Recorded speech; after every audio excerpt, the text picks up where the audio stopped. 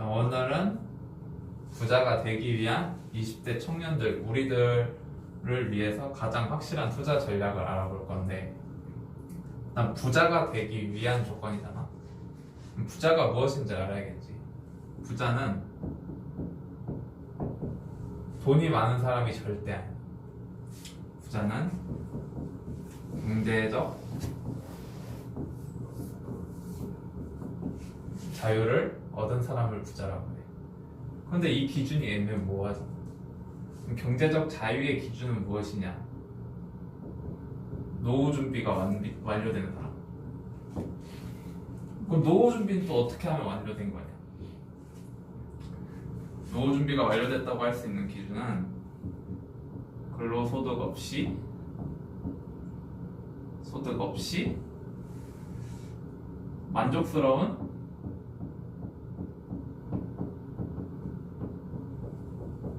일상생활을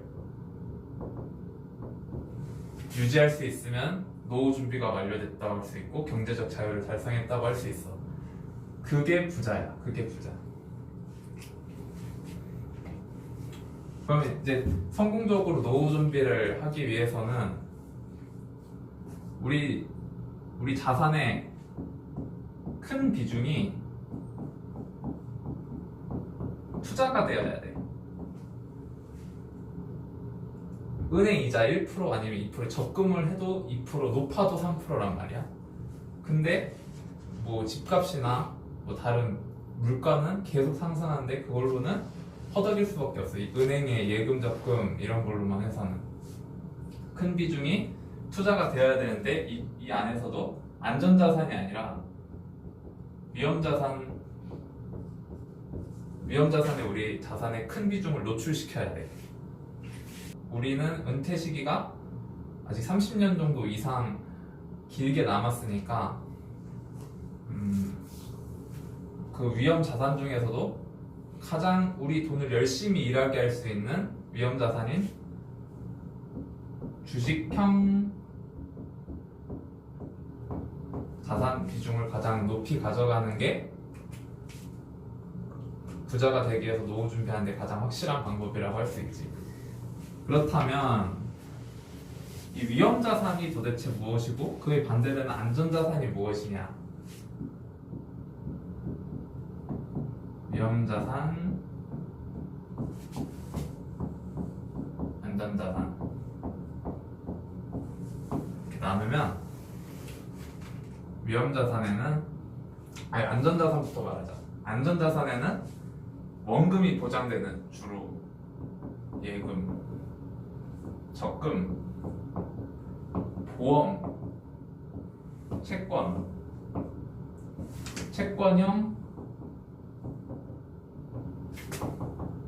펀드, ETF 뭐 등등등 이런 종류가 있고, 위험 자산에는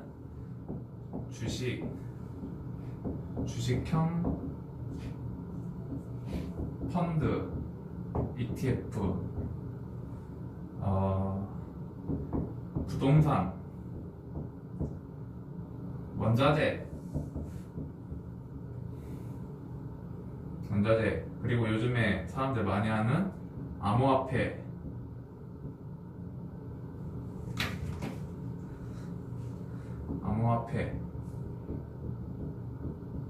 등등등. 부동산도 사람들이 안전자산이라 생각하는데 위험자산이야. 근데 이렇게 위험자산의 비중을 가져가야 되는데 우리는 은퇴 시기가 많이 남았기 때문에 그 중에서도 다시 말하지만 우리 자산 중에서 가장 돈을 열심히 일하게 할 수 있는 방법은 주식형 펀드, 이런 주식형 자산을 높이 가져가야 된단 말이지. 그러면 이 안에서도 주식형 자산에서도 또 분류를 할 수 있어. 주식형 자산. 먼저 그냥 주식이 있겠지. 개별 종목.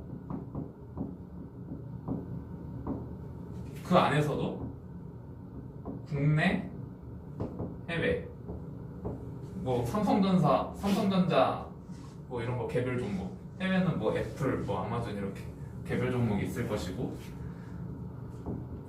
주식형 펀드, 이것도 국내 해외가 있겠지.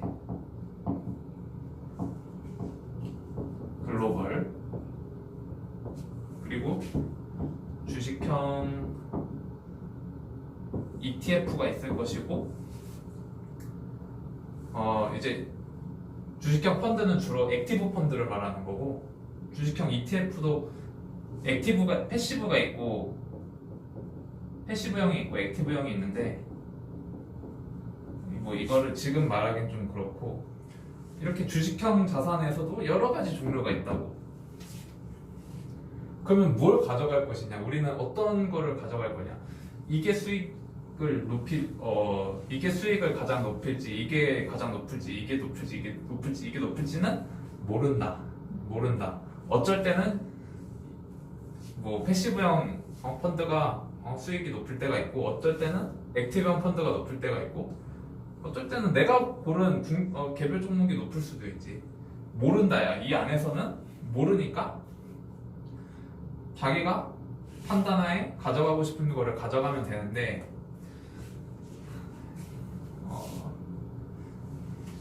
여기서 어떤 거를 가져갈지를 고민하는 것보다 확실하게 1보다는 2가 크고 10보다는 100이 크잖아. 그렇게 확실하게 수익을 극대화할 수 있는 방법이 존재하는데, 그게 바로 세제 혜택이 큰 계좌나 제도를 이용해서 주식형 자산을 매입하면 확실하게 수익을 극대화할 수 있는 거지. 그러면 이 세제 혜택이 큰 순서대로 크게 세 가지로 분류할 수 있는데, 제일 먼저 가장 세제 혜택이 크다고 볼 수 있는 게, 첫 번째로 세액공제 혜택이 있는 계좌를 통해서 자산을 매입하는 거지. 펀드나 주식들을. 이 세액공제가 뭐냐면은, 우리가 월급을 받을 때 일정 부분 국민연금이나 4대 보험이나 이런 거 통해서 그냥 국가에서 가져가는 세금도 있고, 이렇게 우리가 납부하는 세금들이 있잖아. 그걸 연말정산 때 다음에 내가 낸 세금을 돌려받는 거야. 그걸 세액공제라고 하는데, 여기에 포함되는 계좌들은 내가 그냥 납입하기만 해도 다음에 일정 부분의 돈을 돌려줘. 그러니까 가장 세제 혜택이 크다고 볼 수 있고, 두 번째는 비과세. 이제 주식이나 주식형 펀드 ETF로 수익이 났을 때 수익 난 거에 대해서 양도소득세나 배당소득세나 이렇게 금융소득세나 세금을 떼고 수익 난 거에 대해서 가져가야 되는 경우가 있어. 그 세금을 안 내도 되는 게 비과세야. 그러니까 두 번째로 크다고 볼 수 있지. 첫 번째는 세금을 돌려받는 거, 두 번째는 세금을 안 내도 되는 거. 마지막으로 세 번째가 과세 이연이야. 지금 당장 수익 난 거에 대해서 세금을 내야 되는데, 그 세금을 지금 안 내고 나중에 우리가 은퇴했을 때나 이제 연금을 개시했을 때 그때까지 세금 낼 거를 안 내고 그 내야 될 세금으로 계속 우리의 자산을 그 복리로 이제 더 불릴 수가 있는 거지. 그래서 과세 이윤이 세 번째야. 세제 혜택이 큰 순서는 알았어. 그럼 이제 여기에 맞게 어떤 계좌나 제도들이 있냐를 간단하게 알아볼 건데, 세제 혜택이 가장 컸던 세액공제 혜택이 있는 계좌들에는 무엇이 있냐? 먼저 IRP가 있고, IRP 계좌가 있고, 연금저축 계좌가 있어.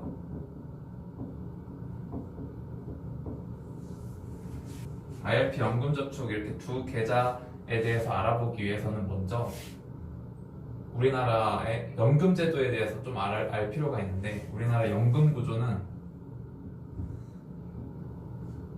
3단 구조로 되어 있거든. 맨 윗단에 있는 게 국민연금이야. 이거 우리나라 국민이면 다 받지. 물론 우리는 못 받을 수도 있어. 아마 못 받을 거야 우리는. 왜요? 고갈되기 때문에.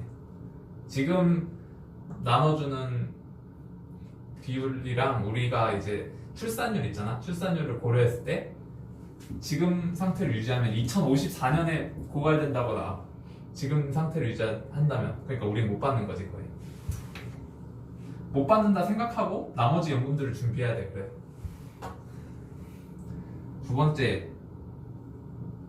퇴직연금이 있어. 퇴직연금은 말하지 않을게. 그 다음에 마지막 3단 구조가 개인연금이 있거든. 연금저축 계좌는 뭐냐면 이 개인연금의 한 종류인데 국가에서 국민들이 성공적으로 노후 준비를 할 수 있도록 가장 큰 세제 혜택을 주는 그런 계좌야. 연금저축의 연간 납입 한도는 1년에 1,800만 원까지 납입할 수 있고 세제 혜택은 세액공제 혜택은 400만 원까지 받을 수 있어. 400만 원까지 소득 수준에 따라 5,500만 원 이하인 소득자는 16.5%까지 세액공제를 받고 5,500만 원 이상인 사람은 13.2%까지 세액공제를 받을 수 있어. 근데 20대는 주로 5,500만 원보다 이하로 받을 테니까 16.5%로 생각을 하면은 400만 원에 16.5%니까 66만 원을 돌려받게 돼. 400만 원을 채웠을 때. 이렇게 그러니까 아무것도 안 해도 그 계좌에 400만 원을 넣어놓고 주식이나 주식형 펀드 같은 거 안 사도 66만 원은 그냥 이자로 받는 거야. 이건 무조건 해야 되는 거지. 그 다음으로 연금저축은 했으니까 IRP에 대해서 알아보면 IRP는 간단히 말하면 Individual Retirement 펜션의 약자로 개인형 퇴직연금 계좌야. 이거는 연금저축이랑 똑같이 연간 납입 한도는 1,800만원인데 이 연금저축이랑 납입 한도를 공유해. 1,800만 원을 연금저축이랑 IRP랑 합쳐서 한 사람은 1,800만 원까지 납입할 수 있는 거야. 그리고 세액공제 혜택은 연금저축이랑 동일한 비율을 적용받는데 연 700만 원까지 세액공제 혜택을 받을 수 있어. 근데 이 700만 원에는 연금저축 400을 포함. 그림으로 그리면 세제 혜택 제도가 이렇게 크게 있는데 이 안에서 세액공제 혜택이 있는 거야. 이 안에서 IRP 700만 원. 근데 이 한도 안에는 연금저축 400이 있으니까 만약에 연금저축 400을 채웠다면 IRP에서 300까지만 추가로 세액공제 혜택을 받을 수 있는 거지. 그러면 여기서 질문. IRP가 연금저축 초랑 합해서 700만 원 넣었다고 하면 700 곱하기 16.5%가 연말정산에 나한테 들어오는 건가요? 예. 700 그러니까 연금저축 400이랑 IRP 300을 채우거나 IRP에만 700을 채웠으면 기본적으로 115만 원 정도 그냥 받는 거야. 연말정산으로. 자, 그러면은 세액공제 혜택에는 공제 혜택을 받을 수 있는 계좌는 IRP랑 연금저축이 있는데 이 안에서도 사실 우선순위가 있다고 볼 수 있어. 결론부터 말하자면 이 중에서도 연금저축 400이 먼저야. 그 다음이 IRP 300 채우는 게 1.2순위라고 할 수 있어. 왜 그러냐? 이 계좌가 비슷하면서 공통점도 있고 차이점도 있는데,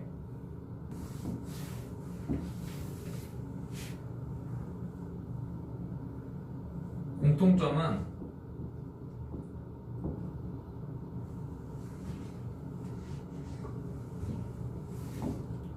세액공제 혜택을 받을 수 있고 연간 납입 한도가 같고 한도가 같다. 이게 공통점이지. 근데 차이점으로 인해 아까 둘 사이에 우선순위가 존재하는 거야. 그러면 IRP랑 연금저축이랑 둘의 차이점. 첫 번째,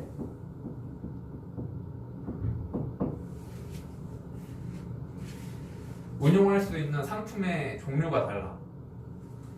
연금저축은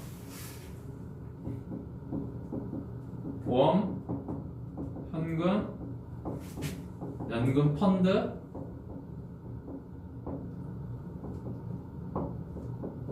국내 상장 ETF 이렇게만 운용할 수가 있는데, IRP는 예금, 적금, 펀드, ETF, 회사채, 국고채, 리츠, ELS, 뭐 점점점 훨씬 운용할 수 있는 상품의 종류가 많아. 이게 첫 번째 차이점이고, 다음 두 번째 차이점. IRP는 아까 말했듯이 퇴직연금, 개인연금이면서 퇴직연금의 성질을 띠기 때문에 퇴직연금에 적용받는 안전자산 비율 30% 이상을 가져가야 되는 제약이 있어. 그러니까 위험자산, 아까 말했던 위험자산의 비율을 최대 70%만 가져갈 수 있는 거야. 안전자산은 30% 이상 무조건 계좌 내에서 이 한도를 지켜야 돼. 근데 연금저축은 이 제약이 없어. 이것 때문에 우리는 20대고 퇴직할 시기가 저 멀리 30년 이상 남았는데, 우리의 재산을 가장 빠르게 늘릴 수 있는 방법은 위험자산 중에서도 가장 열심히 일하는 주식형 자산의 비중을 가장 크게 가져가는 게 우리한테 유리하단 말이야. 근데 안전자산의 비율을 30% 이상 가져가야 되는 IRP보다 연금저축이 유리하다는 거지. 그래서 연금저축이 1순위 중에서도 1순위다. IRP 300은 그 후순위다. 이렇게 가져가는 것이 좋다. 그리고 추가적으로 IRP에는 안전자산의 비율을 30% 이상 가져가야 된다 했잖아. 그 안전자산에 아까 위험자산이랑 안전자산을 나눴었잖아. 안전자산에 TDF라는 펀드가 포함되어 있어. TDF가 무엇이냐? 타겟 데이트 펀드로, 펀드의 줄임말인데, 우리가 설정한 시기에 가까워질수록 주식의 비율은, 주식형 자산의 비율은 줄여주고 채권형 안전자산의 비율은 알아서 높여주는 펀드를 TDF라고 그러는데, 이건 이 주식형 자산의 비중이 80% 미만인 TDF는 안전자산에 분류되어 있어. 그러니까 우리는 위험자산의 비율을 가장 높이, 주식형 자산의 비율을 높이 가져가는 게 중요하기 때문에 이제 IRP를 운용할 때에는 70%는 주식형 펀드나 ETF를 가져가고 30%는 TDF로 가져가면 가장 수익을 극대화할 수 있는 전략이 되겠지. 세액국제 혜택 다음으로 큰 세제 혜택을 받을 수 있는 비과세 전략을 알아볼 건데, 여기에는 먼저 ISA 계좌라는 게 있어. Individual Saving Account. 개인 종합 자산 관리 계좌를 말하는데, 이 ISA 계좌는 어떤 성질이 있냐면 만기는 3년 이상이고 3년 이상, 연간 납입 한도는 2천만 원까지 납입할 수 있고, 계좌가 서민형이랑 일반형이 있거든. 그걸 나누는 기준은 근로소득이 연 5천만 원 이상이거나 종합소득이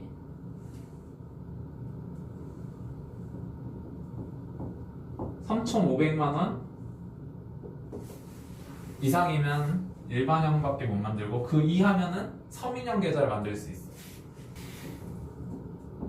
일반형 계좌랑 서민형 계좌의 차이점은, 일반형은 만기 시까지 200만 원까지, 수익금의 200만 원까지 비과세 혜택을 받고, 서민형은 만기 시까지 400만 원까지 비과세 혜택을 받을 수 있어. 예를 들어 배당금을 받을 때 우리는 배당 소득세 15.4%를 떼고 배당을 받는단 말이야. 그 15.4%를 안 뗄 수 있고, 해외 주식형 펀드나 ETF를 통해 매매 차익이 발생했을 때도 15.4% 일괄 적용해서 떼고 그 수익금을 받는단 말이지. 그 세금을 비과세를 통해 안 걷겠다는 거야. 그러니까 국내 주식 개별 종목이나 이런 것도 다 배당금이 있을 거란 말이지, 대부분. 그러니까 국내 개별 종목이든 펀드든 해외 종목이든 될 수 있으면 아까 1순위인 연금저축과 IRP를 채우고 나서는 비과세 혜택이 있는 ISA 계좌를 통해 운용하는 게 좋지. 그 다음으로 또 비과세 혜택이 있는 계좌가 또 있는데, 이건 어떤 계좌가 있는 게 아니고 일반 계좌에서 해외 주식, 미국 주식을 예로 들면 연 250만 원까지 양도소득세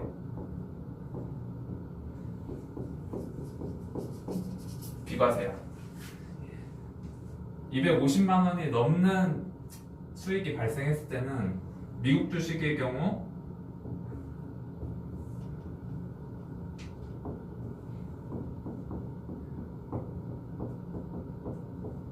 (22%를) 떼거든. 22%. 근데 아까 말했듯이 우리는 이제 해외 주식이 더 좋을지, 국내 주식이 좋을지, 패시브 펀드가 좋을지, 액티브 펀드가 좋을지 모른단 말이야. 그러니까 해외 주식이나 해외 상장되는 패시브 ETF가 내가 고른 개별 국내 주식이나 국내 펀드보다 수익이 날 수도 있고 아닐 수도 있는데, 이거 비과세니까 이걸 가져가는 게 좋다 이거지.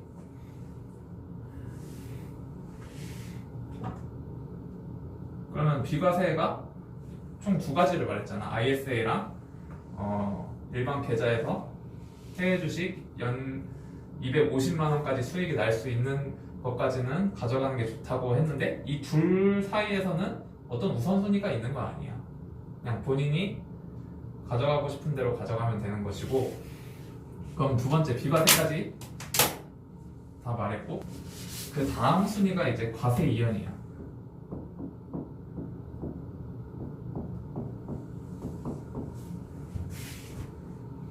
과세 이연 혜택이 있는 계좌는 첫 번째 말했던 연금저축이랑 IRP의 세액공제 혜택이 있는 한도보다 크게 납입했을 때 1,800만 원까지 납입할 수 있다 했잖아. 근데 700까지 세액공제 혜택이었으니까 나머지 1,100만 원까지에 대해서 우리가 연금을 개시할 때까지 낼 세금을 안 내고 그 낸 납입금으로 계속 내 자산을 불릴 수가 있다는 거지. 오늘 알아봤던 세제 혜택 큰 순서대로 우리 우리 20대들이 가져갈 운영 전략을 총 정리해 보면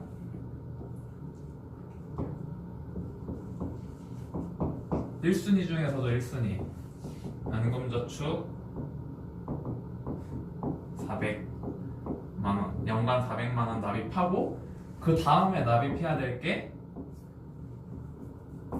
IRP 300만원 납입해서 이거의 70%는 주식형 펀드나 ETF를 사면 되고 30%는 TDF로 가져가는 것이지. 두 번째는 비과세, 아까 말했던 ISA 만기까지 400만원 비과세 혜택을 적용받는 범위까지 납입하고 그거랑 해외 주식도 연간 250만원 수익 날 수 있는 수준까지 납입해서 운영하는 게 비과세 혜택을 가장 극대화할 수 있는 방법이고, 마지막 세 번째 과세 이연은 연금저축 계좌로 연간 1,100만 원을 추가 납입하면 과세 이연 혜택도 최대로 받을 수 있는 거겠지. 이런 전략으로 우리가 운영했을 때 우리는 성공적으로 노후 준비할 수 있을 것이고, 부자가 되는 쪽에 한 걸음 더 가까워질 수 있겠지.